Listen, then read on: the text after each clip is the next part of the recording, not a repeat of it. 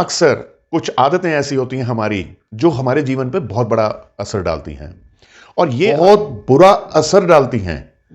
देखिए, बैठे बैठे पाँव हिलाना, नाक में उंगली करना, कान में कोई तिनका वगैरह डालना, या नाखून चबाते रहना, या बैठे बैठे मुंह पर हाथ फेरना, या कोई काम कर रहे हैं तो अपने बालों के साथ खेलते रहना। ये बड़ी छोटी छोटी सी प्रॉब्लम्स हैं, ये आदतें ऐसी हैं जिनकी तरफ शायद ध्यान ही नहीं जाता।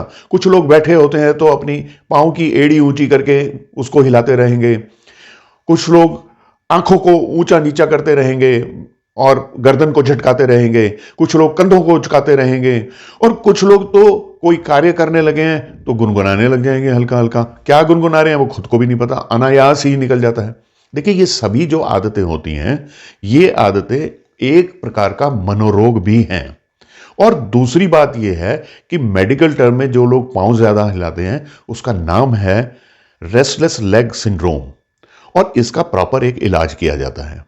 अब इसके कारण ये होते हैं कि रात को पूरी तरह से नींद अच्छी ना आती हो, या शरीर में आयरन की कमी हो, या कोई विटामिन की कमी भी हो सकती है। बेहतर तो यह होगा कि पूरी तरह से मेडिकल चेकअप जरूर कराया जाए। सबसे पहली बात यह है कि खुद कोशिश करी जाए कि इन आदतों से छुटकारा पाया जाए।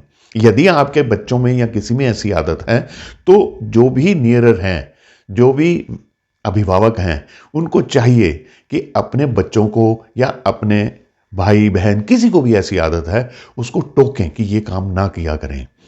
दूसरी बात यह है कि आप अगर नाक में, कान में, या कोई लोग मुंह में भी उंगली डाल के बैठ जाते हैं, ये जो आदतें होती हैं, आपके हाथ गंदे हैं, उससे बैक्टीरिया जाते हैं, विभिन्न प्रकार के इन्फेक्शंस हो सकते हैं।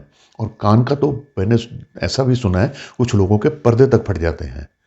और देखिए, जो लोग ऐसे पांव हिलाते हैं, हमारे बुजुर्ग लोग वो मना करा करते थे कि इससे घर में दुर्भाग्य आता है। ये सच है कि इससे दुर्भाग्य आता है।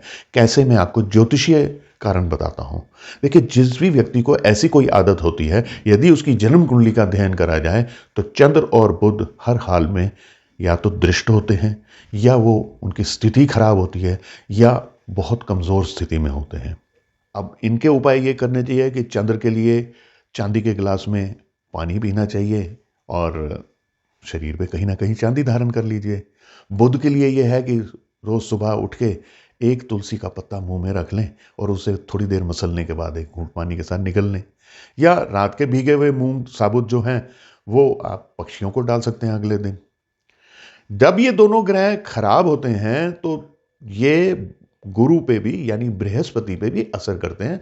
इस कारण से हमारा बृहस्पति भी कमजोर होने शुरू हो जाता है। और देखिए, बृहस्पति जो है वो हमारे धन की बरकत और हमारे भाग्य का कारक माना जाता है।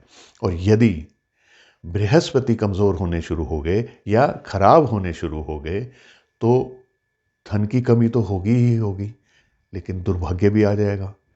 इसीलिए इस आदत पर काबू पाना बहुत जरूरी है, उपाय करने बहुत जरूरी हैं। और बृहस्पति के लिए माथे के ऊपर केसर का तिलक लगा लिया कीजिए। एक यही बहुत उत्तम उपाय है। थोड़े से आध्यात्मिक बनिए, ज्यादा बनेंगे तो अच्छा है, लेकिन यदि नहीं है तो आध्यात्मिकता की ओर चलें। आप देखेंगे कि अपने जीवन में आपने इन आदतों को रोक कर एक बहुत बड़ा सुधार कर दिया है और आप निरंतर प्रगति कर सकते हैं। जिस भी आपके जानकार को आपको लगता है ऐसी कुछ आदत है, उसे ये वीडियो फॉरवर्ड कर दीजिए। देखिए, मेरे को आप कमेंट ज़रूर किया कीजिए, क्योंकि मुझे बहुत इंतज़ार रहता है और मैं खुद रिप्लाई करता हूँ और मुझे अगली वीडियोस बनाने के लिए आपसे प्रेरणा मिलती रहती है। आशा करता हूँ आपको मेरी वीडियो पसंद आई होगी। इसे लाइक और मुझे फॉलो सब्सक्राइब कर लीजिए और आज्ञा दीजिए। नमस्कार।